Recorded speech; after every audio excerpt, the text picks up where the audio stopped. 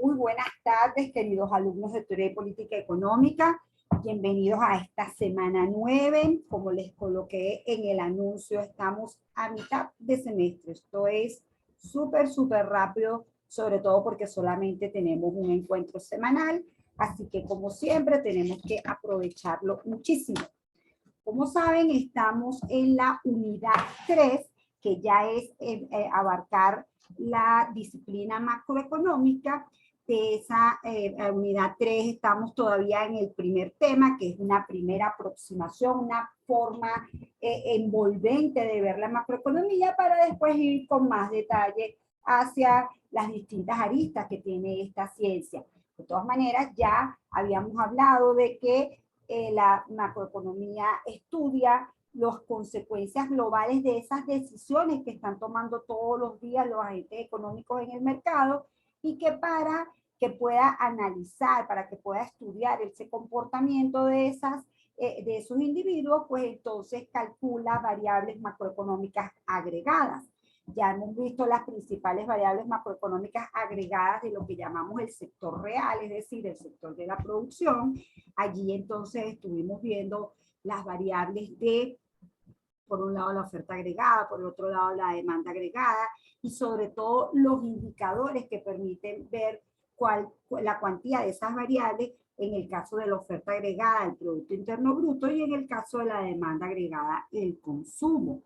Además del consumo, estuvimos viendo que como aparte de los hogares y las empresas, hay otros actores como son el gobierno o sector público, el sector financiero y el sector externo. Pues entonces teníamos todo un modelo que era el flujo circular de la renta, donde podíamos ver todas las interrelaciones de todo estos agentes económicos. Eso implicaba que incluíamos variables como la inversión, ¿verdad?, como el gasto de consumo del gobierno, como las exportaciones, las importaciones, y eso permitía generar un mercado consolidado donde se intersectaban oferta y demanda agregada. Era un punto muy importante porque obteníamos entonces el nivel total de la producción en términos reales, que es el PIB real.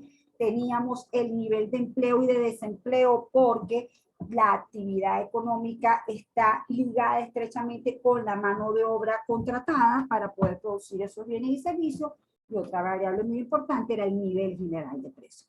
Ya nada más la evolución de esas tres variables nos decía a nosotros cómo estaba una economía.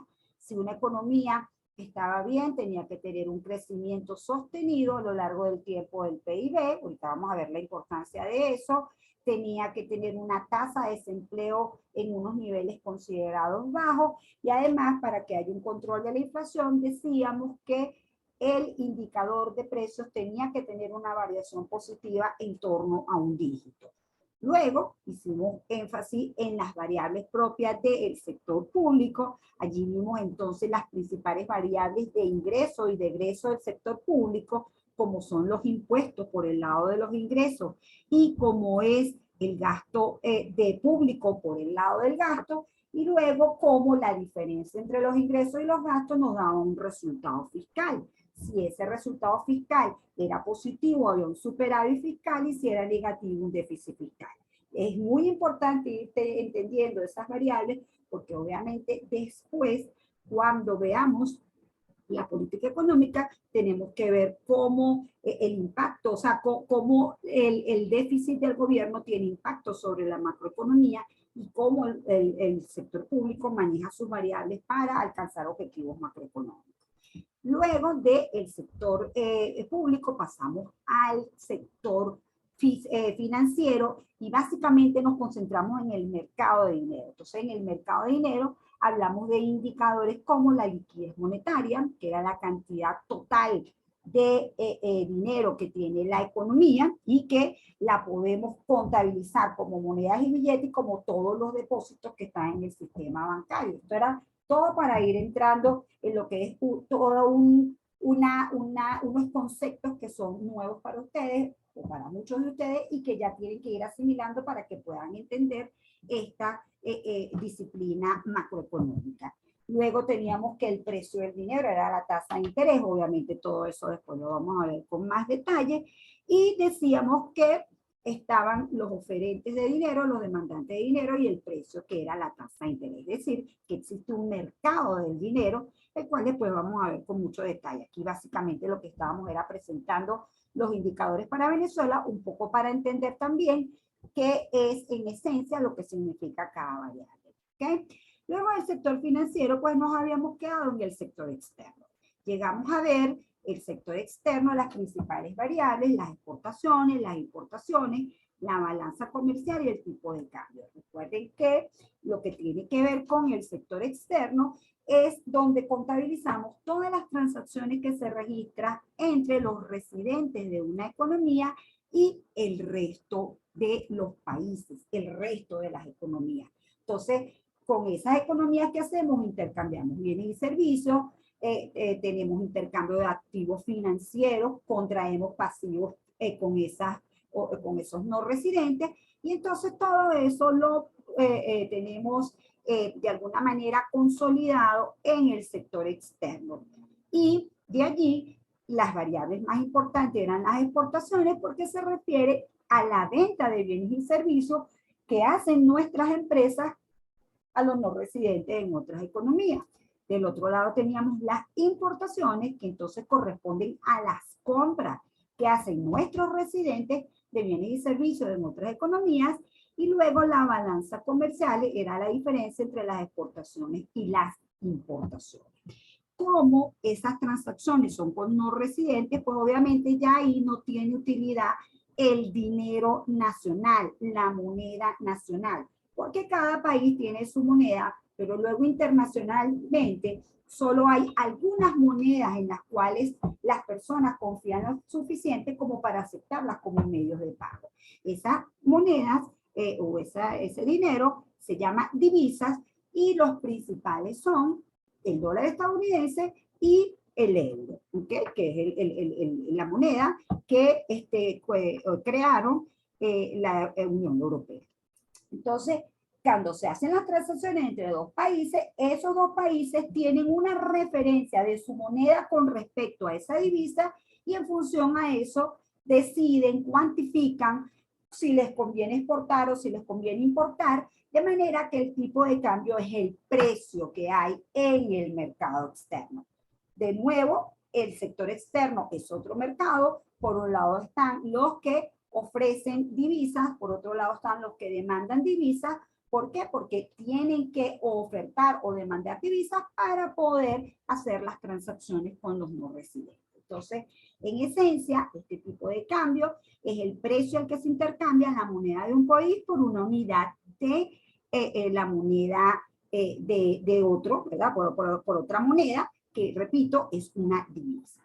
Luego habíamos presentado las estadísticas, de hecho este cuadrito lo actualicé, y entonces tenemos las exportaciones para Venezuela del 2007 a 2021, las importaciones, ya habíamos explicado que lamentablemente por el deterioro dramático que sufrió la industria petrolera, en la cual producía nuestro principal bien de exportación, que era el petróleo, 95-96% de las exportaciones son petroleras, pues entonces teníamos esta caída dramática de las exportaciones. De hecho, lo habíamos visto hasta el 2019, y la situación al 2020-2021 lo que ha hecho es empeorar muchísimo más, y prácticamente tenemos que las exportaciones han caído desde el año 2012, que alcanzaron su máximo nivel de 97.877 a 3.314 millones de dólares. Esto es una caída realmente dramática. Las exportaciones generalmente son nuestra principal fuente que nos permite comprar bienes y servicios del resto del mundo, y entonces obviamente si no tienes mucho ingreso por exportaciones, salvo que tuvieras otra partida de ingresos que te permita poder comprar bienes y servicios, generalmente las importaciones caen durísimo. ¿Cuál es otra partida que generalmente ayuda a los países a poder comprar bienes y servicios en el exterior? Las remesas familiares. No, para todos sabemos que cuando los países están en crisis, y Venezuela ha sido un ejemplo muy palpable en estos últimos 7, 8 años, las personas, como no hay unas condiciones socioeconómicas buenas en su país, migran a otro país pero desde ese otro país, parte del ingreso que recibe se lo envía a sus familiares en forma de remesa. Entonces, buena parte de eso es lo que está pasando en Venezuela. Fíjense que la balanza comercial de Venezuela, es decir, exportaciones menos importaciones, suele ser con signo positivo y en el caso del 2020-2021 sale con signo negativo. ¿Qué significa que tenga signo negativo? Que las importaciones son mayores que las exportaciones. Es más lo que compramos del resto del mundo que lo que le vendemos al resto del mundo. Entonces, una forma de financiar esto es precisamente por la vía de las remesas. También tenemos la evolución del tipo de cambio y esta forma totalmente atípica que tiene el tipo de cambio para una economía normal responde a que tenemos una economía que, como sabemos, ya lo habíamos manifestado, desde diciembre del 2017 pasó por un agudo proceso hiperinflacionario. Entonces, lo que hago yo aquí en este cuadro es que no tomo en cuenta ni la reconversión monetaria del 2018 ni la reconversión monetaria del 2021, de manera que uno no pierda en el fondo lo que ha ocurrido con el tipo de cambio y es una depreciación descomunal, ¿ok? Una depreciación descomunal absolutamente comprensible porque se ha perdido toda confianza en la moneda nacional y siempre hay una tremenda presión para intercambiar esa moneda nacional por divisas, ¿sí? En una forma de presentar la información en gráficos, tenemos este cuadro aquí entonces donde están las exportaciones y las importaciones. Fíjense que es por menos import, de alguna manera aquí nos permite también saber la balanza comercial. Vemos como aquí es ampliamente superavitaria la balanza comercial y cómo termina siendo deficitaria. Y entonces, bueno, un poco aquí lo que documentamos es la dramática caída de las exportaciones y las importaciones y lo que yo les estaba señalando en el sentido de que las remesas familiares seguro es lo que están apuntalando estas importaciones un poquitico, ¿sí? Apuntalar por decir de alguna manera. Recuerden que hay mucha opacidad en las estadísticas oficiales y entonces estos son información que calculan algunos analistas porque el Banco Central ha dado la balanza de pago hasta el primer trimestre del año 2019, que es donde se obtiene toda esta información. En el caso del tipo de cambio, pues bueno, aquella torre o pirámide que teníamos allá, esta es la forma de verla en el tiempo.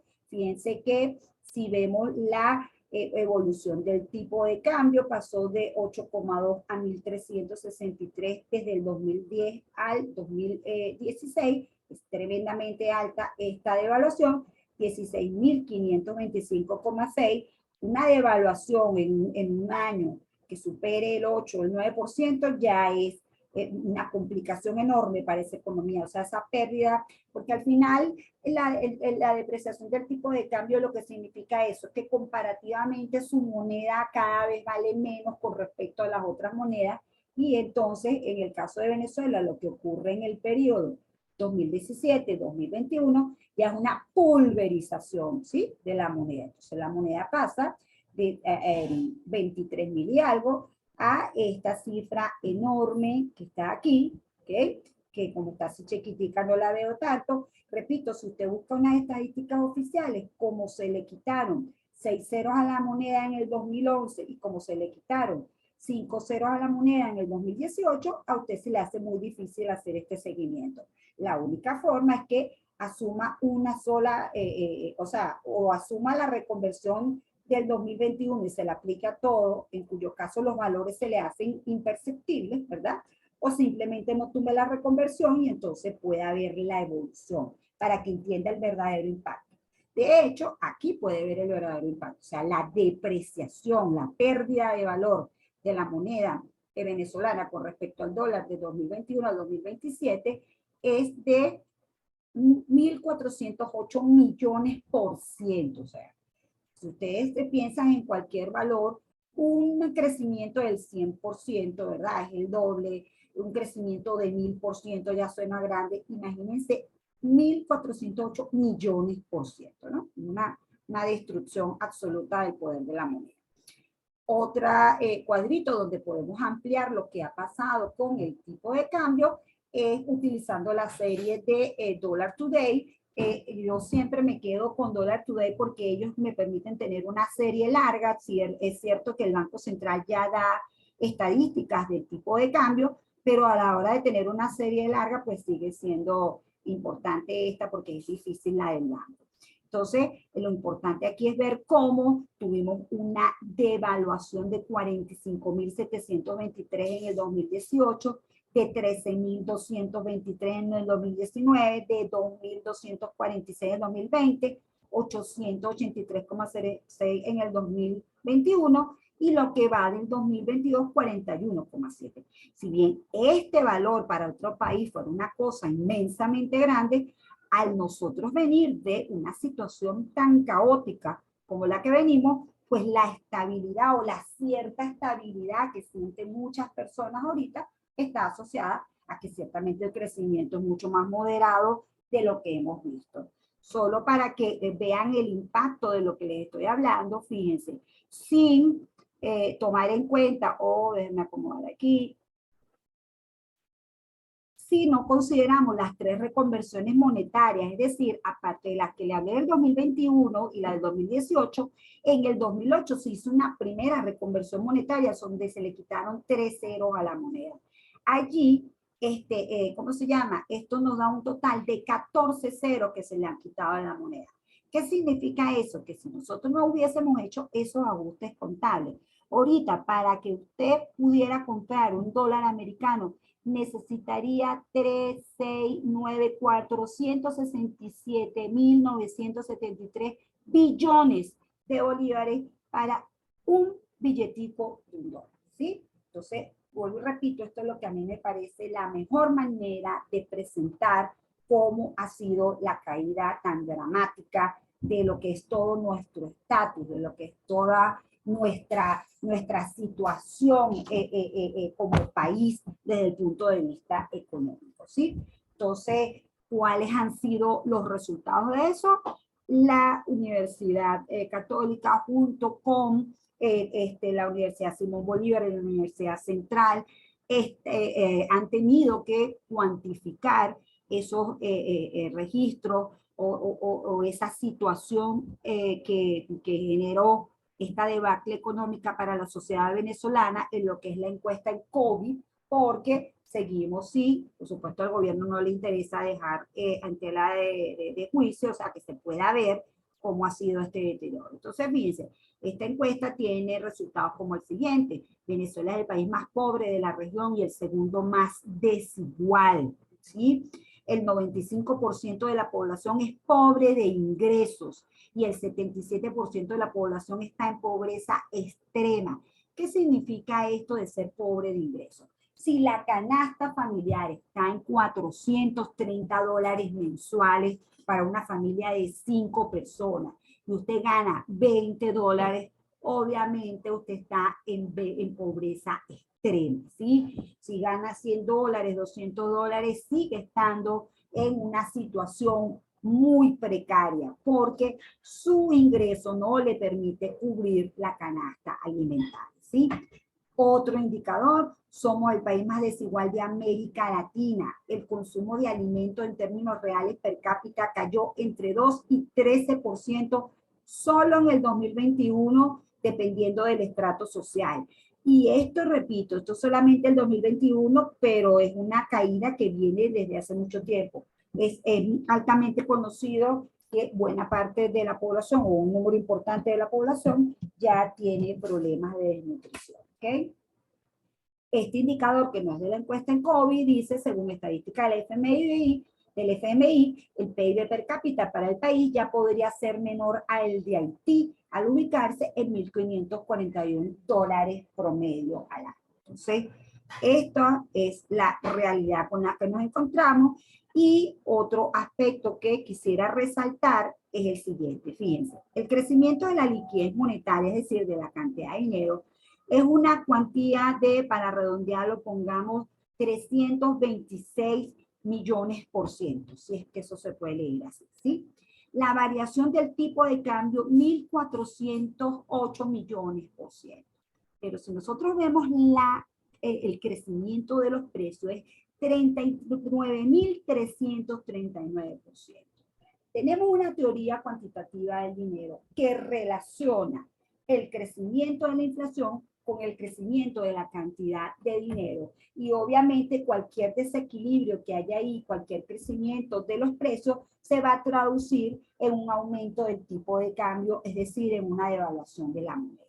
Y también hemos dicho que en proceso de hiperinflación, el gran responsable de esto es el financiamiento monetario que hace el sector público al simplemente expandir la cantidad de dinero sin respaldo en la producción de bienes y servicios.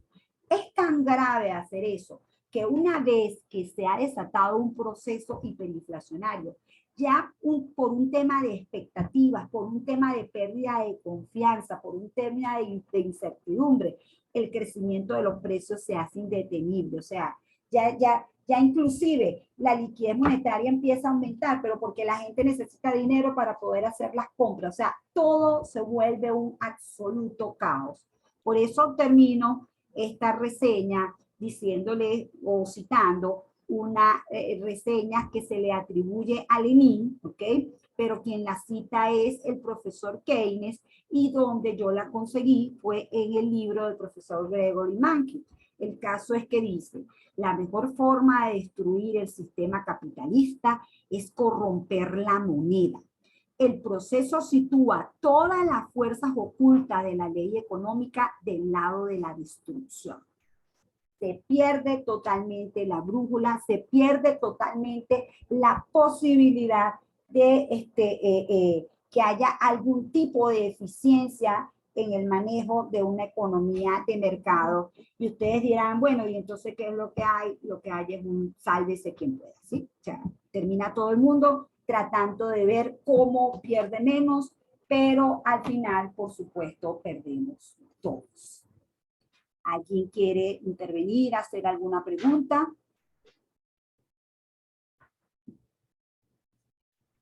No, profe, por ahora bien. Perfecto. Entonces, si estamos bien, vamos a pasar ya. Con esto nos quedaría suficientemente explicada la primera tarea de la macroeconomía. Y entonces vámonos a la segunda tarea. Si uno tiene unos malos resultados económicos, pues la idea de Keynes cuando creó esta ciencia es que también consiguiéramos una forma de reparar el daño, una forma de que el Estado como institución global, es decir, tanto el Banco Central como los ministerios de Economía, pudieran actuar para permitir que la economía funcione mejor en los periodos siguientes. Entonces, en función de eso, desde el punto de vista macroeconómico, tenemos unos objetivos y la forma de llegar a esos objetivos es a través de unas estrategias, ¿ok? Que es lo que denominamos política económica. Si recuerdan, esta materia se llama teoría y política económica. ¿Qué es la política económica? Bueno, precisamente la política económica son esas estrategias que utilizan las autoridades económicas para manejar o mejorar los resultados macroeconómicos. En ese sentido, siempre que hablamos de política económica, en el fondo estamos hablando de política monetaria, de política fiscal y de política cambiaria. Y más en el fondo, estamos hablando del manejo de variables macroeconómicas. En el caso de la política monetaria, estamos hablando del manejo que haga el Banco Central de la cantidad de dinero y de la tasa de interés. En el caso de la política fiscal, estamos hablando del manejo que haga el gobierno del impuesto y del gasto público. Y en el caso de la política cambiaria, estamos hablando del manejo que hagan las autoridades económicas del tipo de cambio, de la evolución del tipo de cambio. Estos son estrategias que permiten influir sobre la demanda agregada, ¿ok? Eso lo vamos a ir viendo poco a poco, como si la idea es que haya el objetivo de aumentar la economía, que haya crecimiento económico, entonces las políticas son expansivas. Si el objetivo es controlar la inflación, las políticas son contractivas, ¿ok? El caso es que es importante que entiendan que esto es a lo que se refiere política económica y que estas políticas económicas afectan la demanda agregada. Obviamente los estados también pueden ayudar por el lado de la oferta agregada, es decir, fijar estrategias que incentiven a las empresas a producir más. Eso no se llama política económica, ¿okay? Eso son políticas de oferta. Y repito, el objetivo claro de esto es que tengamos crecimiento del PIB, baja tasa de desempleo, control de la inflación, estabilidad del tipo de cambio y que los déficits, tanto público o interno y externo, sean de una cuantía moderada. Entonces, vamos a ver primero los objetivos macroeconómicos y después que veamos los objetivos macroeconómicos, vamos a entrar a ver mejor lo que es el concepto de la política económica y a entender cómo funciona una primera aproximación de cómo funciona esta estrategia, porque obviamente lo que sigue después es ahondar en esos temas cuando sigamos viendo los siguientes, las siguientes unidades. ¿Ok? Entonces,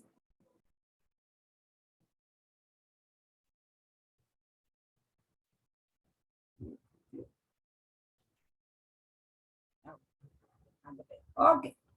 Objetivos macroeconómicos. El crecimiento del PIB. Solo un aumento sostenido a lo largo del tiempo del PIB real permite los ingresos suficientes para que la población satisfaga sus necesidades de bienes materiales que son crecientes y sostenga o mejore su calidad de vida. Lo hemos dicho suficientemente, ¿verdad?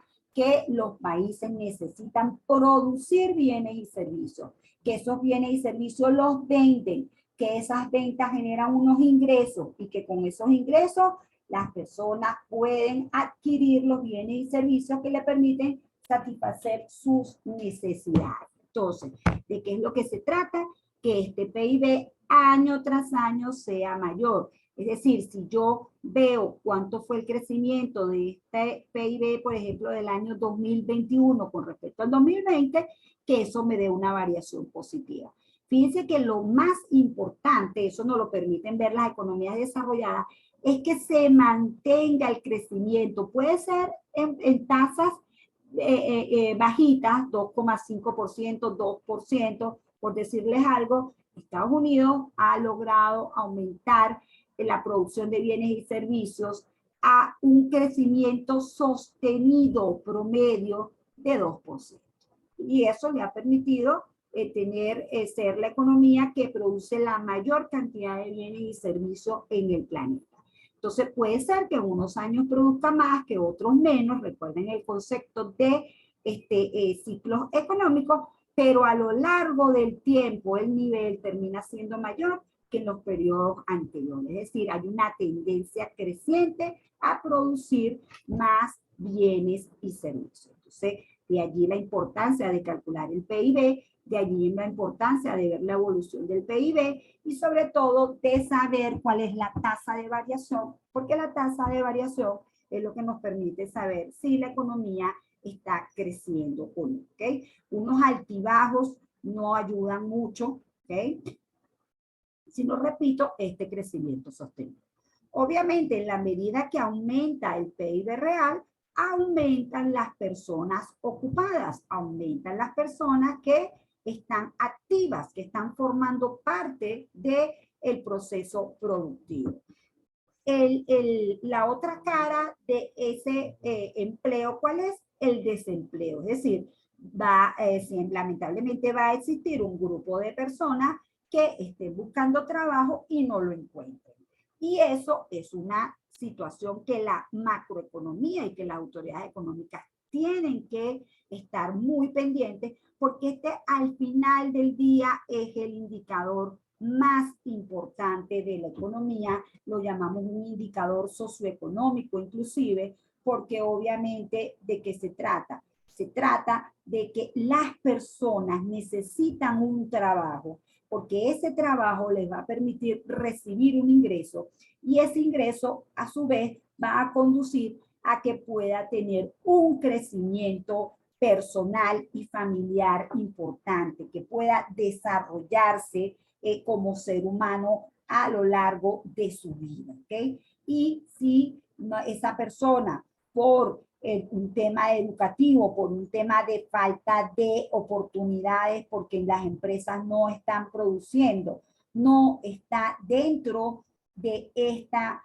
área de personas empleadas, pues entonces es una persona que se queda condenada a tener una baja calidad de vida. Entonces es muy importante que haya una tasa de desempleo baja.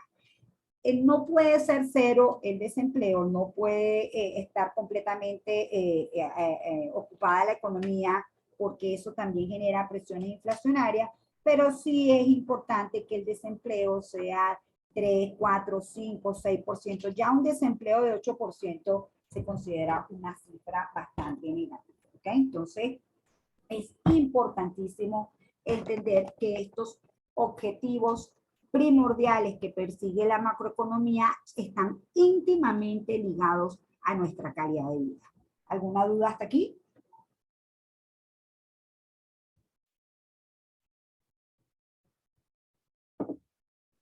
No, profe.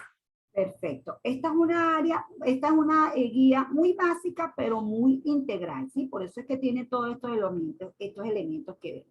Fíjense, otro objetivo macroeconómico muy importante, la estabilidad del nivel de precios. ¿Qué significa eso? Que no haya una alta inflación. ¿Por qué no puede haber una alta inflación? Porque el crecimiento de los precios a nivel general distorsiona totalmente las señales que envían los precios para la asignación eficiente de los recursos.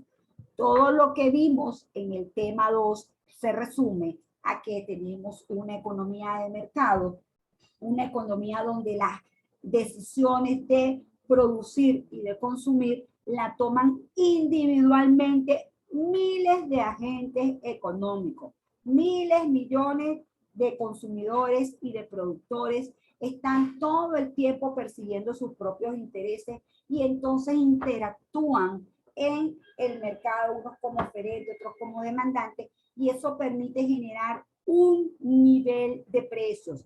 Ese nivel de precio es la guía, ¿verdad?, que le permite a los empresarios y a los consumidores saber qué producir. Si ese precio es tomado de esa manera, ese precio es eficiente, ese precio es el que va a dejar en la mejor condición de aprovechamiento posible a consumidores, a productores. Hemos dicho que si hay oligopolios, que si hay monopolio, entonces el productor impone un precio y se sacrifica el consumidor en ese mercado. Entonces, a nivel macroeconómico, ¿qué ocurre si los precios a nivel general por un tema monetario están creciendo a un ritmo muy alto? Pues lo que ocurre es un poco lo que les estaba describiendo con la economía venezolana. En vez de usted como productor estar tratando de ser eficiente y competir por la vía de los costos, en vez de usted consumidor estar tratando de maximizar su utilidad dependiendo de su ingreso de los precios, todo el mundo lo que está tratando es de ver cómo se cubre de ese proceso inflacionario. Entonces empieza a ocurrir que ya el salario no aumenta por la productividad, sino que aumenta por la presión de los trabajadores y ya los precios no aumentan porque haya una mayor demanda, sino porque simplemente el empresario tiene que subir los sueldos, le suben otro tipo de precio de los insumos y entonces él trata de trasladarle ese efecto al consumidor a través del aumento del precio. Es decir, si no hay estabilidad de precios, no funciona el mecanismo del mercado. ¿Okay? Y sobre todo, recuérdense que les comentaba que el dinero es esa mercancía que se intercambia por el resto de las mercancías. ¿Qué ocurre si no hay confianza en ese dinero? Ocurre que los agentes económicos hacen esos intercambios o en otra moneda o lo hacen vía trueque, la forma que les permita a ellos poder hacer sus transacciones tratando de perder lo más posible poder de compra y eso hace que se pierdan todas las bondades que genera el poder contar con una mercancía única que pueda ser intercambiada por el resto de las mercancías. Repito por última vez, todo esto es ir empezando a masticar todos estos términos y poco a poco nos vamos a ir familiarizando cada vez más con estas cosas. ¿Sí? Este es un primer paneo general. Entonces, bueno, vamos a cortar esta primera parte y seguimos en la parte, seguimos en nuestra segunda hora y ahí inclusive una tercera hora.